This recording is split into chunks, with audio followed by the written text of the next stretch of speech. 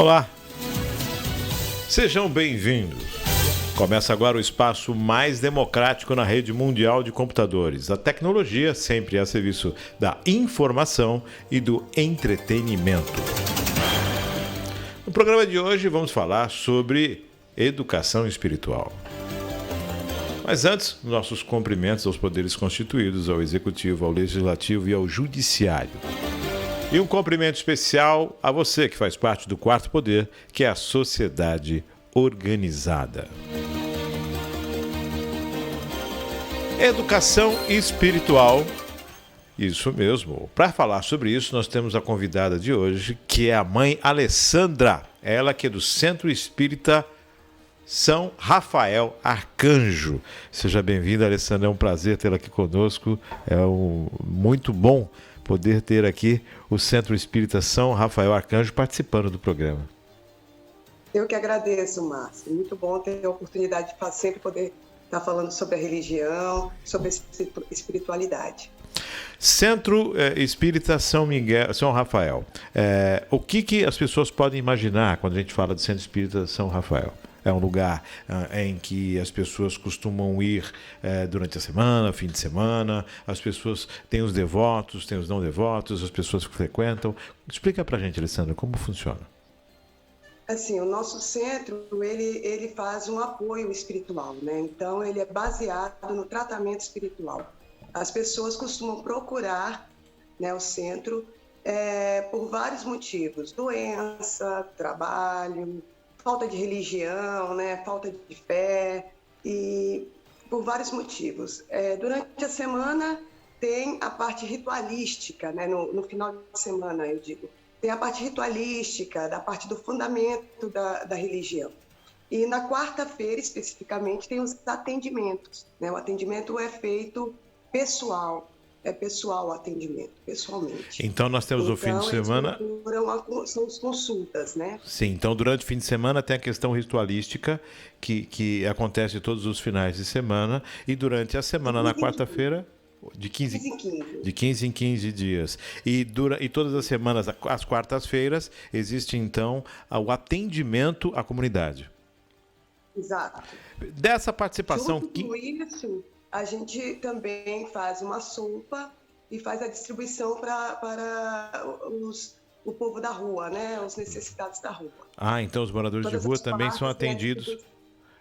São atendidos todas as quartas-feiras, fazendo uma sopa com doações tanto dos médiuns da casa, quanto das pessoas de fora que perceberam o nosso trabalho, que começou com a pandemia, né?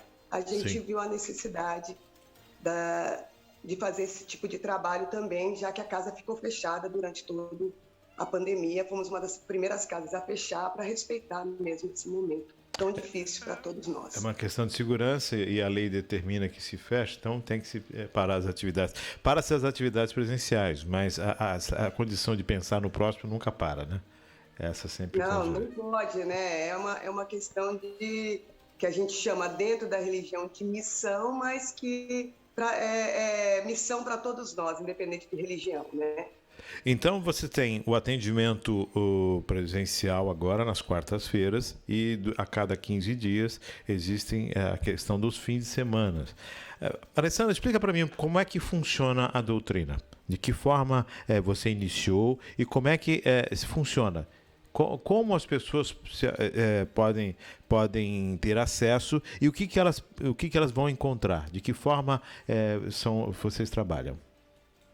Nós somos da tradição da Umbanda, né? Nós somos uma casa umbandista. Então, ela é toda baseada nos fundamentos da Umbanda. Nosso ritual, ele é oriundo do Rio de Janeiro. Nós temos um pai, né, que nos formou e nos deu a condição de abrir um centro espírita. Mas, primeiramente, nós fomos médiuns e participamos de todo o fundamento, aprendemos todo, até chegar à necessidade de ter um ponto, né, uma casa, um ponto de luz para também fazer o mesmo trabalho que nosso pai faz. Que está lá no Rio, é o Pai Elcio, bem conhecido, inclusive tem muitas casas aqui na Baixada Santista que são também do mesmo ritual e que seguem o pai Elcio também. Na verdade, então, a casa iniciou, na verdade, antes de se tornar a casa, houve a iniciação de vocês dentro da educação espiritual da Umbanda. Exatamente. E através de um responsável, que é o pai Elcio, o responsável. Exatamente. Esse iniciou-se o responsável. Exatamente. Como é que foi para você essa iniciação? Foi algo de jovem, criança, adulto? Não, eu sempre tive essa necessidade, né? Essa mediunidade que a gente no começo não sabe o que é, na verdade. A gente sabe que é um pouco diferente de alguém ou da maioria, mas não entende o que acontece. E quando eu conheci a Umbanda, eu me encontrei. Porque eu falei, bom, eu não estou sozinha, né? Existem outras pessoas iguais a mim, que é essa necessidade mesmo de se encontrar numa religião, a partir do momento que eu encontrei a Umbanda, eu me aproximei de Deus, eu aproximei a minha fé, eu me olhei melhor enquanto ser humano, enquanto ter que fazer algo pelo outro, né? Já Jesus dizia, né? Amar ao próximo como a ti mesmo. Então, faltava isso na minha vida, mas era uma coisa meio que imperceptível. E com a Umbanda, eu sempre gostei de batuque, isso sempre me chamou a atenção. Eu sou professora de capoeira, aposentada, mas sou professora de capoeira. Então,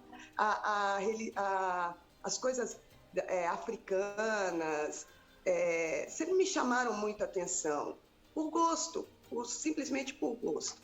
E com a religião, isso ficou mais claro para mim. O que você achou? Na verdade, eu iniciei por conta do meu marido. Meu marido, sim, é o pai da casa, né? As entidades dele é a grande responsável por todo o centro e os filhos de santo, e eu sou aquele suporte, né? A minha banda está, né? A gente chama banda, que são os guardiões espirituais que nos acompanham, ela está junto à banda dele trabalhando nessa casa. Então você tinha uma afinidade com alguns sons, com algumas condições, e você não percebia que ali estava o seu veio religioso, a sua formação religiosa. E aí, na Umbanda, você descobriu, então, esse seu veio religioso. Dentro dessa formação de educação espiritual, como é que você imagina, dentro da Umbanda, como é que funciona essa questão da educação espiritual? As crianças podem ser educadas já espiritualmente, o adulto precisa ser. Como é que inicia isso? Sim, as crianças podem ser educadas no sentido de educação mesmo. Dentro do nosso ritual, as crianças, para desenvolvimento mediúnico, nós não trabalhamos com desenvolvimento mediúnico das crianças, porque a gente sabe da responsabilidade, e também é uma coisa que é para a vida toda e exige um pouco da pessoa, e pega a criança já cedo, impor certas condições para ela, isso é muito ruim, no nosso ver, né, da religião, do ritual.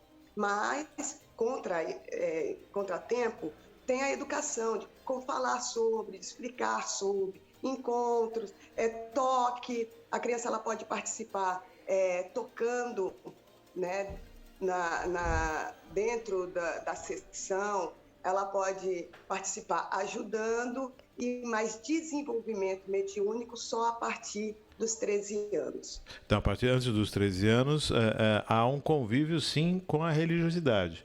Há uma educação... É necessário, né? É o que faltou em mim, né? A identificação, pertencer a algum lugar, né? A alguma religião. Minha família é católica, né? Minha mãe é católica fervorosa, continua sendo. Umbandista na minha família, só eu mesma. Então, eu não me sentia pertencente de algum lugar, né? Eu me sentia faltando algo. E conhecendo a Umbanda, eu percebi, eu me senti pertencente. E hoje eu tenho essa preocupação com as crianças. Eu tenho 2 filhos, um de 6, um de 7 e uma bebê, né? E eu quero que eles convivam. Isso não significa que eles mais tarde resolverem falar, não, mãe, eu não quero ser umbandista, que eles vão ser obrigados a ser. Eu só quero que eles conheçam a nossa religião para eles terem opção, né? Conhecer a religiosidade, poder. entender o que é esse ser maior, entender essa conexão, essa coisa divina da alma, o espírito, o sentimento, as forças que exercem, as energias que exercem. Ou seja, dentro dessa condição espiritual, eu observo que você teve uma possibilidade de encontro. Isso se deu para você enquanto jovem? Isso se deu para você mais madura? Como foi? Foi mais madura. Eu já estava formada, foi em 1997. Tem um centro espírita próximo à minha casa, e como eu falei, eu ouvi os barulhos e tal, e resolvi ir lá conhecer. E quando eu cheguei, no dia que eu cheguei lá, eu vi que tinha uma mãe de um aluno meu como médium da casa. Aí ela olhou e falou: oi, Alessandra, vem aqui, quer tomar um passe? Vem cá, vem cá. Aí já me colocou assim, eu olhei e eu comecei a retornar, que é o mesmo ritual que hoje a gente pratica, né? É o mesmo ritual. E ali foi crescendo tanto o amor como a necessidade de um desenvolvimento espiritual. O desenvolvimento, Alessandra, ele é opcional? No caso, você se identificou, você tem a possibilidade de se desenvolver ou não? Desenvolver a mediunidade ou não? Totalmente opcional, Márcio, totalmente opcional, porque necessidade, a gente sempre fala, existem as pessoas que nascem, vivem e morrem médium e não sabem. Vive a vida bem, tranquila, e isso não interfere na vida deles. Mas tem uma porcentagem pequena de pessoas que a mediunidade ela passa a influenciar na vida, e às vezes negativamente, porque aquilo que eu acabei de dizer, a gente não se entende, a gente não se compreende, às vezes pensa até que tem algum problema de cabeça, falando, não, isso não é normal, isso não é coisa... Isso é coisa da minha cabeça. Normal, é coisa da minha cabeça. E aí há essa necessidade de desenvolver, mas ainda assim é a escolha do médium. Ainda assim é a escolha do médium. O médium pode, só que ele tem que entender que ele vai ter que conviver com aquelas diferenças que ele já até convive há tempos, né? Falando da educação espiritual, a gente observa que, na verdade, se as crianças forem educadas, seja qual a doutrina que os pais escolherem, é lógico, inicialmente o que você mesmo falou a respeito dos seus filhos, eles têm a Umbanda como doutrina agora inicial e depois de um certo tempo escolhem permanecer ou não, livre-arbítrio, né? Essa educação espiritual, como é que você observa? Você teve muito isso quando jovem, você viveu essa liberdade, você acredita que isso é algo que deva ser exercido cada vez mais nas famílias? Está faltando mais educação espiritual nos últimos tempos? Com certeza, Márcio. Minha opinião, né? A opinião ela é muito pessoal, mas eu acredito que sim. Apesar de não pertencer ao catolicismo, eu tinha uma orientação da minha mãe muito bem tranquila, mas ela falava, vamos na missa no domingo, vamos na missa comigo, e tem a devoção aos santos. O que ela acreditava, ela passou para mim, né? E para todos os meus irmãos. Tudo o que ela acreditava. Mas ela tinha essa liberdade de dizer também, tanto que ela aceitou e me aceita como umbandista com tranquilidade, né? E eu não vejo isso, eu sou professora, né, da rede de ensino de Santos, eu não vejo, em geral, as crianças mais envolvidas religiosamente. Às vezes eu vejo um certo preconceito entre as religiões, né? Um preconceito, uma coisa meio que colocada, imposta, e não um ensinamento.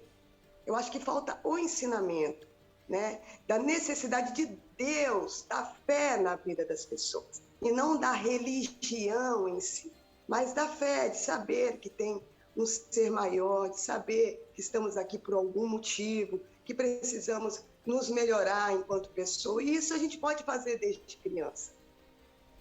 Certo, essa percepção de que dá para se trabalhar a espiritualidade, sim, e é uma necessidade, não é algo que a gente possa deixar para depois. Talvez essa é uma das grandes questões, que parece que o ser humano está se distanciando cada vez mais da sua fonte, da sua essência, e do caminho que pode levar a esse encontro, né?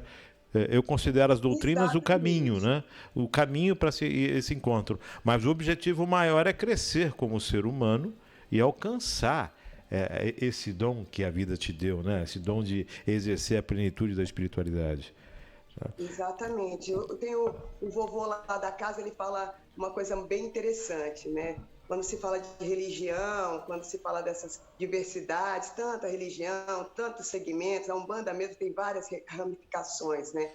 E isso não significa que uma está errada e a outra está certa. São fundamentos e rituais diferentes, né? Exercidos diferentes. E ele diz assim, que Deus é uma ilha e nós estamos na praia. E uns vão de barco, outros vão de barco a motor, outros vão nadando, outros esperam na praia. O importante, né, os barcos seriam as diversas religiões para chegar até Deus. Então, o interessante seria ir, tentar chegar a Deus, independente do meio, do veículo utilizado, né, Márcio? Seja nado, mas vá. Vá Inicie essa nado, mas não travessia. fique olhando, observando na E praia. não fique parado na praia. Alessandra, você falou de preconceitos. Há um preconceito com a religiosidade como um todo. Né? A gente observa os jovens cada vez mais distantes, mais próximos da tecnologia, mais distantes da religiosidade, mais próximo da inovação, do modismo, mais distante da religiosidade. O jovem sempre foi irreverente.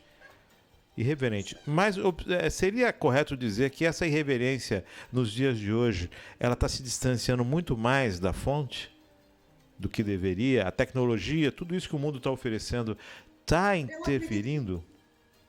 Eu acredito que sim, né? Como eu disse, opinião novamente. Mas, assim, eu acredito que sim, porque eu não tenho uma procura, sabe? Uma procura para se melhorar. Quando acontece uma procura, eu percebo isso quando você fala de preconceito, né? Trazendo para o preconceito. A minha religião, por exemplo, que falam, os macumbeiros, umbandista é macumbeira, ela é macumbeira. Se alguém do trabalho sabe que eu sou umbandista, fala, olha, não vai fazer trabalho para mim. Sabe? Já leva para um lado malicioso. Pejorativo e negativo, né? Pejorativo. E o que eu vejo, quando se há, não estou generalizando, né? Quando se há essa imposição de religião, há essa imposição do preconceito, de que aquele é ruim, e um alimento do ódio. Se eu sou um umbandista e você é católico, você está errado e eu estou certa. Existe isso quando a pessoa pertence a uma religião, que hoje em dia está difícil, ela toma aquilo como correto e como só eu vou ser agraciada por Deus. Os outros todos estão errados e estão em pecado. Aquela questão de assumir o dono da verdade, né? Essa questão, só eu que estou certo. Mas em relação ao jovem, eu observo que há um certo preconceito. Quando o jovem ele tem um encaminhamento de uma educação religiosa, há um certo preconceito. Parece que ele está destoado da sociedade como um todo. Parece que ele é diferente da sociedade, ele está marginalizado. E a gente observa essas situações. E me chama a atenção de que forma a sociedade pode melhorar isso? De que forma as doutrinas podem buscar esse jovem, buscar essa mudança? Porque eu costumo dizer que a vida ela te dá o livre-arbítrio, só que a semeadura é livre, só que a colheita é obrigatória. E em determinado momento, a espiritualidade que você não exerceu, esse entendimento espiritual que você não exerceu, ele vai te cobrar. Você vai chegar em momentos na sua vida que as suas ações vão estar batendo na sua porta, com a espiritualidade ou não. Né? E a questão é como trazer esse jovem, que cada vez mais a gente observa as doenças, que eu chamo as doenças da alma, né? Que é a depressão, a ansiedade, o excesso de ansiedade, as questões que mostram o desequilíbrio emocional das pessoas. A pandemia mostrou muito isso. Então, de que forma, Alessandra? Trazer esse jovem, trazer essa família, trazer essas pessoas para o despertar dentro da educação espiritual. Olha, Márcio, eu penso que, antes de tudo, a religião tem que se modificar também, os conceitos dela. para poder abranger esse mundo de hoje, tão diversificado. Porque a religião, ela vem, como a gente diz, de fundamentos. Esses fundamentos estão antigos, ultrapassados. A recusa de um homossexual, isso em geral, em todas as religiões, não é em uma específica. Tentar, é muito difícil, é um negócio muito complexo que você tem que abranger tudo, se atualizar, sem ferir o fundamento, né, o ritual, o que é importante, né, os dogmas da religião. Então, eu acho que tem que ser tem que existir uma revolução aí, né? Ontem mesmo eu vi uma entrevista falando sobre o Papa, né, Francisco, e sobre como ele é atacado por tentar abrir, né, o catolicismo para a diversidade. E como ele é atacado, né, por isso. E então, você vê, uma religião como o catolicismo, que é a maior do mundo, né, mundialmente, ela tem essa resistência. Imagine as outras religiões que são menores, que já sofrem o preconceito, né, de tantas outras coisas, lidar com essas diversidades também. Mas, ao mesmo tempo, isso agora falando da minha religião, né, da Umbanda, do ritual que eu sigo, ela é mais aberta para as escolhas, né, para as diversidades individuais. Ela é mais aberta nesse sentido. E a gente consegue chegar mais a esse público, acolher melhor esse público. Mas eu acho que para acontecer a pergunta que você me fez, né, para que aquela criança ela consiga ter uma educação espiritual, eu acho que todas as religiões precisariam atender às diversidades. Como eu falei, as pessoas têm que se sentirem pertencentes. Não seguir uma religião, mas pertencer a ela. Fazer parte de algo, se sentir membro dessa condição, se sentir bem. Como ela é, e como ela se sente, como ela se representa, e não como a sociedade quer ver o que ela é. A sociedade ela exerce algumas situações também de forma a atender às convenções, né? Muitas vezes atendendo às convenções. Eu não vou falar aqui, a palavra correta seria a hipocrisia, né? Em alguns momentos, né? E essas convenções se tira da realidade. Né? As pessoas acabam atendendo a uma condição social, mas não uma condição verdadeiramente de religiosidade, de entendimento, de pertencimento. Pertencimento. É para ficar bem na foto. Quando você fala disso, não só tira, como também gera muitos problemas. Que o maior deles é o distanciamento de Deus, da espiritualidade, de quão é grande esse universo e o quanto a gente pode aproveitar dessa energia e transformá-la, né, numa coisa maior para atender mais pessoas cada vez, né? Como para si mesma, aquela pessoa ela vive fechada, enclausurada e se julgando, né? A pior coisa é ser seu próprio carrasco, né? É você ficar se culpando de tudo que você faz e até mesmo de não pertencer a um local religioso, a uma religião, a um templo, a um centro, a uma igreja, né? Alessandra, gera também sofrimento. Sim. Me diz uma coisa, você falou dos atendimentos à comunidade, assim, eu percebo que todas as doutrinas nesse momento acabam sendo um local de acolhimento e muitas vezes identificam os reais problemas da sociedade. Na sua observação com essa pandemia, quais são os maiores problemas? O que as pessoas têm sido a dificuldade? Quais são os maiores martírios hoje? Como você no atendimento, o que você percebe? O que está faltando? Ou o que está adoecendo mais o ser humano? Com certeza, são essas doenças invisíveis, as quais você citou, né? A depressão, a ansiedade, a solidão, né? A solidão, ela gera várias doenças físicas e isso é a maior procura mesmo, a depressão, tristeza, ansiedade, tudo isso, muita doença. A procura maior é por doença, ao contrário do que as pessoas pensam, né? Tem aquela parcela, assim, que procura com outro intuito, mas pelo menos, né, novamente falando sobre a minha casa, que é a única que eu posso falar, porque é a única que eu tenho conhecimento, a gente tenta orientar e fazer com que não dispensar aquela pessoa, e sim fazer com que ela entenda que o caminho que ela está tomando não é o correto. Eu costumo dizer que a maldade, ela não pertence a segmentos religiosos, ela pertence ao homem, né? É o homem que exerce a maldade. É ele que exerce a maldade. Santos Dumont projetou o avião para encurtar a distância e utilizar o avião para soltar bombas. Quer dizer, as ferramentas nos são dadas e a forma com a qual nós nos utilizamos, que é de nossa responsabilidade, totalmente a minha escolha, a minha responsabilidade, é que ela pode tornar uma água pura em uma água envenenada.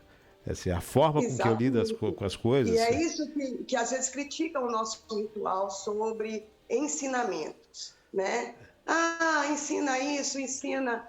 Não existe ensinamento maldoso e nem bondoso. Existe ensinamento, foi o que você acabou de dizer. Você vai utilizá-lo da forma que você decidir.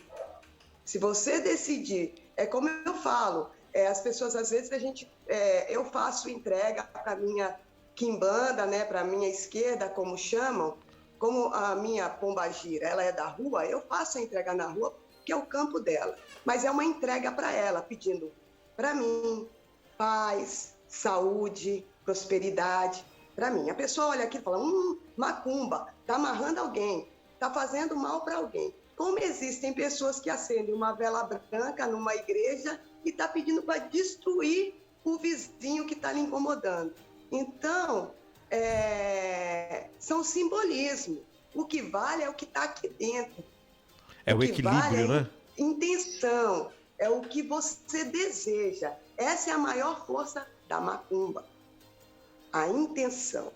Que, na verdade, a intenção... Flores, colocando velas brancas, de joelhos e pedindo a pior coisa do mundo. Ou seja, né? As pessoas se vestem dentro de uma nobreza através de um sentimento que acham ser natural e ser bondoso, mas atrás disso está sendo colocadas intenções mais horríveis possível e com a maldade imperando. Não, deixam de pedir para a sua vida e pedem contra a vida do outro. Isso em qualquer lugar, seja no trânsito, na religião. Uma linha bem tênue para essas pessoas entre justiça e vingança. Elas usam o termo, eu só quero justiça, num sentimento vingativo, numa coisa que ela acha que precisa de retorno, que ela acha que ela merece aquilo, porque Deus tem que ser justo e tem que dar aquilo que ela quer e não o que ela merece. Geralmente a pessoa ela não pede o que ela merece, ela pede o que ela quer. Deus vai decidir se ela é merecedora daquilo ou não, né? Graças a Deus. Quando a gente fala nessa questão de justiça, me vem muita questão da verdade, né? Muitas vezes se fala de verdade e justiça. Quando eu busco a verdade, eu busco algo que existe a minha verdade, a verdade do outro e a verdade verdadeira mesmo, né? E quando eu busco justiça, eu estou trazendo algo que tem que ser retilíneo em toda a minha existência. Eu não posso pedir justiça nesse momento e achar que todas as injustiças que eu fiz lá atrás não estão recorrentes. Espera aí, você quer justiça? Então vamos trazer desde o seu primeiro dia, quando você abriu a luz. Né? Ser imparcial. Isso, então vamos colocar na balança. Então é o que você mesmo disse. Gostei das palavras, Alessandra. As pessoas pedem justiça, mas travestida de vingança. O sentimento não é um sentimento de leveza, de que algo seja correto, e sim de punição, né? De vingativo. De devolver aquilo que me fizeram, que não foi justo, né? De reaver aquilo que me tomaram, porque não foi justo. Do meu, é meu, eu quero de volta. E a gente está voltando, àquela questão dos sentimentos, né? Que eu acho que é a força motriz de tudo. Os sentimentos, seja de depressão, de tristeza, de não alcançar um resultado, imaginar que o mundo está contrário a você, que o mundo está te dando sempre o pior de tudo, e sempre alguém está ocupando o seu espaço, né?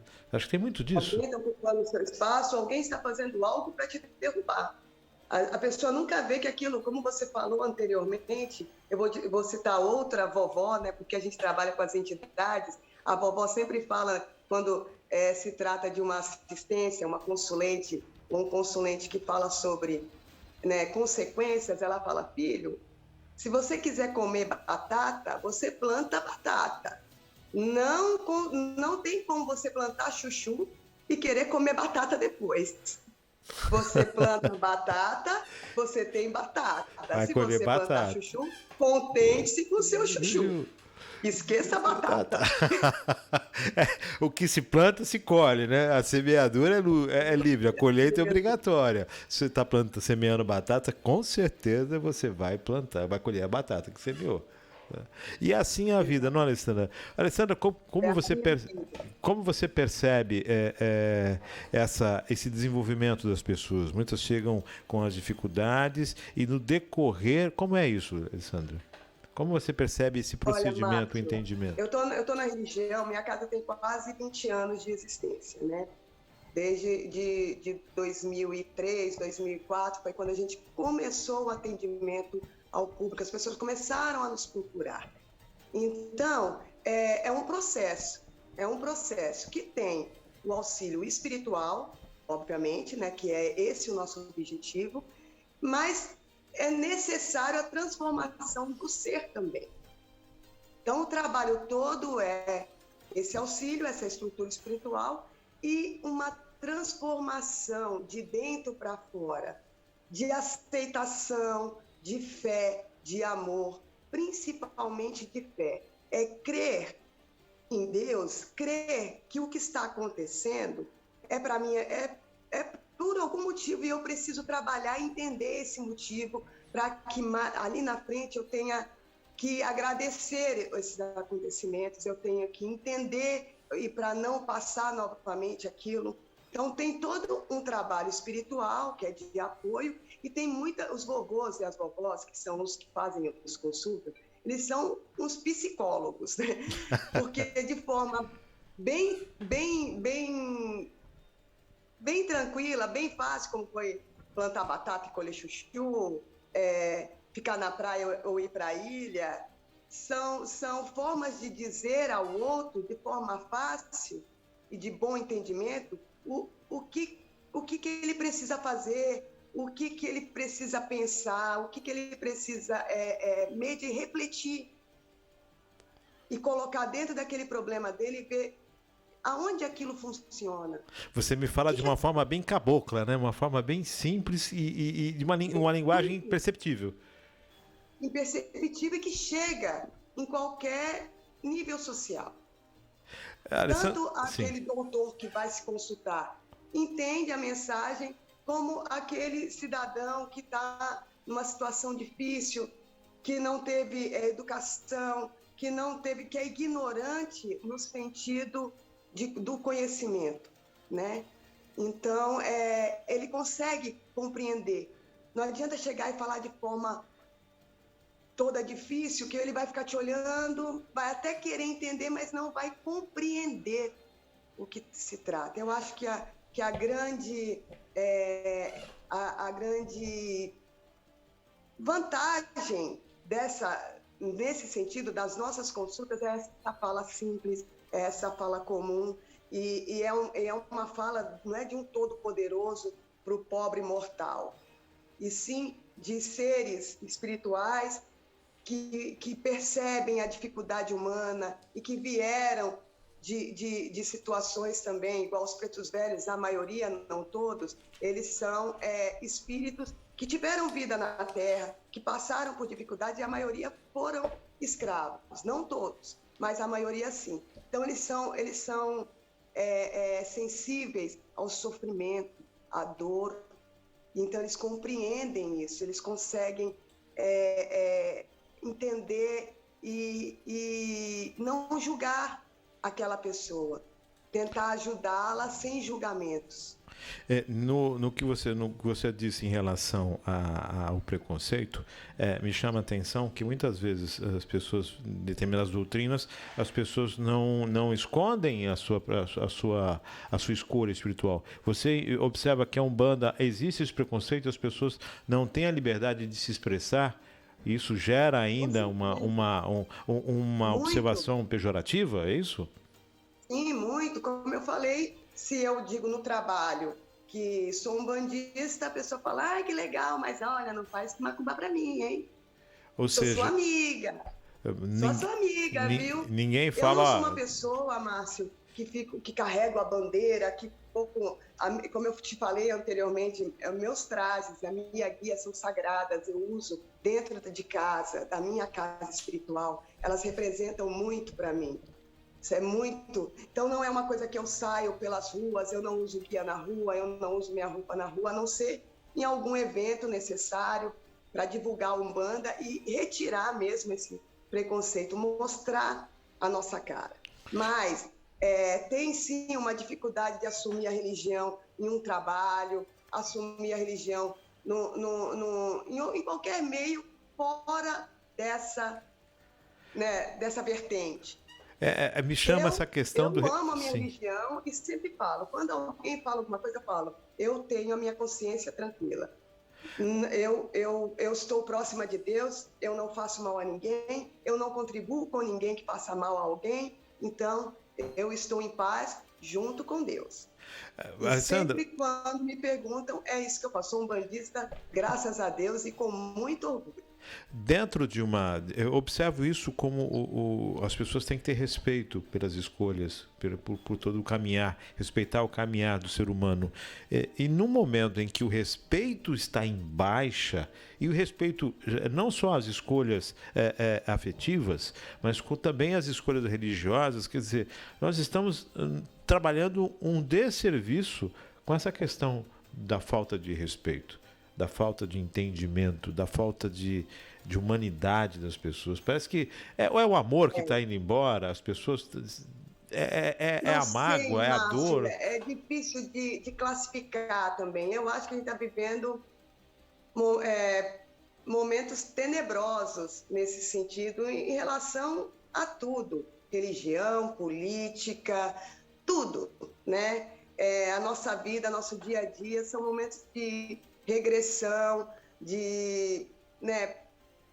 eu não sei nem o que dizer. E fica cada vez mais difícil para a religião contemplar isso, o amor, né? Reverter, vamos dizer isso. Porque são trabalhos sozinhos. Né? Isolados, né? A gente é bombardeado por esse ódio generalizado, por essa intolerância generalizada, e é muito difícil reagir a tudo isso, porque de repente virou uma coisa em massa, né? Aquela pessoa que você considerava, né, no seu círculo de amigos, uma pessoa legal, correta, de repente ela, pelas suas escolhas políticas, religiosas e afins, ela se mostra que ela peraí, você não está percebendo isso, o ódio, o retrocesso? O desequilíbrio, né? É o desequilíbrio no respeito... Total, o desrespeito, o desequilíbrio, a loucura, eu diria. Alessandra, você comentou a respeito do seu trabalho social, o trabalho que a casa faz socialmente. Me fala disso, como é que é esse trabalho nas quartas-feiras? Essa questão... É lógico, a gente sabe que vocês estão levando o alimento e a possibilidade também de um entendimento religioso, de um encontro religioso, das pessoas poderem ser acolhidas, né? A escolha de ser acolhidas. Levas o pão, mas também leva o amor junto e leva a possibilidade de um reencontro com a fonte, com a energia, né? De uma aproximação Exatamente. com Deus. Exatamente. É assim, essa sopa a gente fazia durante os trabalhos, que a gente chega lá por volta das 2 horas, vai sair por volta de 8, 9 horas, então era para a gente se alimentar. Aí fazia uma sopa, as pessoas, os consulentes que estavam lá também se alimentavam, e os médicos, principalmente, que trabalhavam, às vezes saía do trabalho e ia direto para o centro, ficava sem se alimentar, e esse alimento era nosso. Com a pandemia, a casa fechada, a gente chegou a falar, não pode parar de fazer a sopa, porque a gente percebia que até entre os consulentes iam pessoas que iriam não para se consultar, mas para se alimentar, né? Que às vezes era o único prato de comida que eles comiam naquele dia. Aí a gente falou, pô, e agora? E essas pessoas que vão lá para se consultar, mas que saem, né, com um único alimento do dia? E foi um movimento bem despretensioso entre os médios, com a ajuda dos médios, né? No começo era feito por não poder abrir, era feito na minha casa, na casa. Olha, eu posso fazer a sopa hoje, mãe. Aí a gente juntava 3 casas que faziam, juntava e à noite saía para entregar. E eu comecei a divulgar isso, tanto no Instagram, quanto nos status E a gente começou a receber doações de comida, de legumes, e até em dinheiro, para poder comprar os alimentos, as marmitas, os garfinhos, né? E minha família, principalmente, é a grande doadora, né? Meus irmãos que vê o trabalho e tal, mas muita gente ajuda. E a gente começou a fazer isso, foi dando certo, e a gente foi vendo a necessidade disso, e a gente sempre fala, né, essa sopa, quando a gente faz, o vovô vai lá, Beze sempre fala que esse alimento não alimente só o corpo, mas também a alma. E quando a gente entrega a sopa, sempre tem uma conversa, e sempre eles perguntam, é de político? É de crente? Aí a gente fala, não, às vezes a gente vai, né, como é após o trabalho, às vezes a gente vai com a roupa do centro para poder entregar a sopa, e como é toda quarta-feira, muitos hoje esperam. No ano passado, Márcia, a gente distribuiu por volta de 3.500 refeições? Marmitas, isso. E esse ano a gente já está nessa quantia e passando disso, graças a Deus. Todas as quartas-feiras vai uma médium lá, mais cedo, corta os legumes, a gente tem aqueles caldeirões enormes, né? Aí, cada quarta-feira é uma médium maravilhosa que vai lá, corta 1, 2, 3, fala, mãe, hoje eu posso fazer a sopa. Mãe, ó, quarta-feira que vem eu tô de folga, eu posso fazer a sopa. E é assim que é feito, totalmente despretensioso, mas é um trabalho que é meu xodó, sabe? Porque começou assim de forma tão simples, e às vezes as pessoas vêm falar em forma tão simples, às vezes me chamam e falam, nossa, Alessandra, que trabalho lindo, queria tanto fazer. Eu falo, faça. O que está faltando? Mas oportunidade não tem dificuldade nenhuma. Aí eu explico, olha, a minha filha vai lá na quarta-feira, às 10 horas da manhã, pica os legumes, se tem linguiça, põe na sopa, se tem carne de soja, põe na sopa, se tem frango, põe na sopa. A sopa é feita do que tem de doação naquele momento. E aí, 2 horas, já está tudo prontinho, vovô vai lá, benze, aí vai tudo para as marmitas, cada um pega um carro, pega uma quantidade de marmita e distribui. É isso. Você não precisa fazer 500 marmitas, você pode fazer 20, são 20 alimentos, são 20 pessoas ali que vão dormir, sabe, quentinho. Eu sempre falo, hoje distribuímos 30, 40, 100 marmitas de amor, porque além do alimento tem muito amor ali, e as pessoas se alimentam desse amor. Você disse, eu acho que é o ingrediente mais importante ali. Era fruto do amor, né? Ela nasce do amor, né? Do amor ao próximo. Totalmente. Alessandra, você comentou a respeito das pessoas, muitas vezes, eu quero ajudar, eu quero fazer algo, Deus não fala comigo. A impressão que passa é que as pessoas ficam imaginando que o céu vai se abrir, né? As nuvens vão se afastar, uma luz vai descer e a voz vai falar, filho, Olha, as pessoas parecem que acham que Deus vai falar com elas de uma forma literal, de uma forma assim, e não através desses movimentos e da possibilidade da atitude. É isso mesmo, o ser humano imagina, tem uma visão muito distante do que, e muito complexa de algo que é tão simples, que é basicamente amor. Eu sou mais realista nesse sentido, sabe, Márcia? Eu acho que é mesmo uma desculpa. Desculpa mesmo. Pode usar esse. É desculpa, né? Porque às vezes a pessoa fala para mim assim: nossa, Alessandra, eu trabalho em 2 escolas, Márcia, sou professora, como eu falei, lá da rede, trabalho em 2 escolas, sou dirigente do centro, eu tenho uma casa com 2 filhos, um marido, eu tenho uma sociedade com Seja o meu bem-vindo. irmão numa loja em Praia Grande. É claro que eu não sou aquela mulher super maravilha, mas eu consigo resolver. Tem coisas que ficam para trás, às vezes eu deito e falo, meu Deus do céu, eu não fiz metade do que eu queria ter feito. Mas o interessante é fazer alguma coisa. O interessante é fazer algo, né? E esse algo... E para fazer, só basta querer. Basta querer. E você comentou que, na verdade, as pessoas acabam arrumando uma desculpa para não fazer, então. Aí eu quero fazer. Não, se realmente quisesse fazer... Ela impõe, é muito difícil, como eu vou fazer? O que será? O que é necessário? Nunca sabe o que é necessário. Para tudo, né, Márcia? Eu acho que o necessário para tudo é a vontade, é o querer fazer. O amor ao próximo, o amor maior, né? O amor ao próximo, porque é algo que você não é algo que você planeja e tem um retorno. O retorno tem. Ele é invisível. Ele é totalmente, sabe, associado a você mesmo. Não é algo palpável, não é reconhecimento, não é nada disso. Não é uma compensação.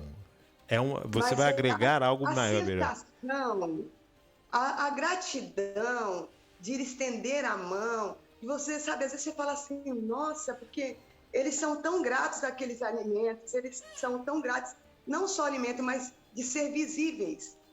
Tipo, você me viu aqui. O diálogo, né? O fato o diálogo. de ser visível, e você vê que só você olhar e perceber a dor do outro já é tão grande, já reflete tão grande nele, imagine para nós. Né? Esse retorno é totalmente espiritual, é totalmente fervoroso, é totalmente aquela sensação de, poxa, Deus existe. E gratidão, né? Deus é bom demais comigo. E gratidão. Né? Alessandra, nós estamos chegando nesse final do nosso bate-papo, que está passando voando. Eu espero a gente ter mais oportunidade de conversar. Você, tanto online como também participando aqui conosco no estúdio, as portas, os microfones estão abertos. Eu queria que você fizesse um convite, falasse um convite para as pessoas que estão interessadas em conhecer o Centro Espírito São Rafael Arcanjo, para estar participando dentro desse entendimento espiritual, dentro dessa educação espiritual. Fique à vontade. Certo. Eu também quero agradecer muito, Márcio, essa oportunidade. Como eu falei, eu fico muito feliz de poder falar da minha religião de forma clara, sem preconceitos, e responder as perguntas que forem necessárias, né? E eu sou muito grata, muito obrigada pelo convite. Eu seria muito prazer para mim retornar o quantas vezes você me pedir. Retornaria com todo amor e todo prazer. Bom, a nossa casa fica aqui em São Vicente, no bairro do Cachapuã, na rua Guilherme Guine, 206. Quem quiser ver alguma coisa, domingo agora, às 8 horas da manhã, a gente vai fazer a gira de praia. Será lá na Praia do Itararé, próximo ao teleférico. Isso é o encerramento do nosso ano, né? Para as festas. Aí em janeiro nós retornamos. Então tem a praia às 8 horas da manhã e vai poder ver esse ritual e o nosso trabalho. E estão todos convidados para conhecer Cortou um pouquinho aqui, Alessandra. Então, sempre o final do ritual no domingo agora acontece. Isso, voltou? Isso. Então, só cortou o finalzinho aqui. Então, no domingo, nesse domingo, dia 12 de dezembro, perfeito? Exato. Então acontece esse final e esse ritual festivo desse final de atividades espirituais no ano de 2021. E Exatamente. Acontece. E às aberto, 8 horas né? da manhã, com a festa da praia, né? Com a nossa festa de Iemanjá, encerramento, levando para o mar toda energia ruim e rogando a Deus e a Mãe Iemanjá as energias boas do mar, a pureza, o sagrado para a nossa vida e para que o próximo ano seja de paz, de saúde principalmente. Márcio. Sim, enfrentamento da pandemia, que eu entendo também, tem todo um entendimento espiritual também. É ciência e espiritualidade juntas. Tem que caminhar. Alessandra, gratidão, muito obrigado por estar aqui conosco, foi um prazer enorme. Eu que agradeço, gratidão, axé para você, Márcio. Axé, tudo de bom. E assim, agradecendo a Alessandra participando conosco do Centro Espírita São Rafael Arcanjo, agradecendo a Maria Clara aqui nos controles eletrônicos, agradecendo sempre a sua audiência, desejando aí um excelente final de dia, para quem está chegando cá em casa, está assistindo agora à noite, de manhã, um dia maravilhoso à tarde. Aí continua guerreiro, 50% do dia você garantiu, os outros 50% você tem capacidade de sobra para alcançar. Fiquem com Deus e até o próximo programa, se Deus quiser.